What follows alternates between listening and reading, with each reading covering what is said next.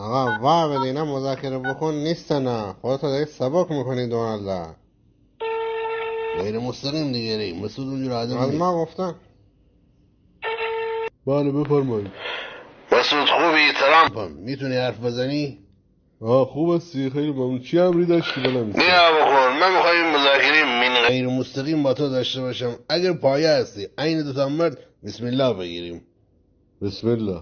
خب اول اینکه اون بلاورسی رو نباید تولید بکنی. اصلا سمتش هم نری که 100% بهتره.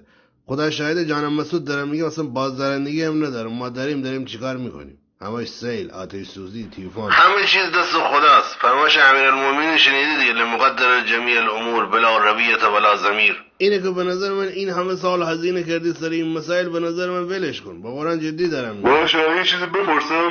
بپرس. من این بیلاوارس رو متوجه نشدم. یعنی خوبی من اینه که میفهمم که نمیفهمم، ولی این کارشناسای ما هم نفهمیدن بیلاوارس یعنی چی. میشه راهنمایی بفرمایید؟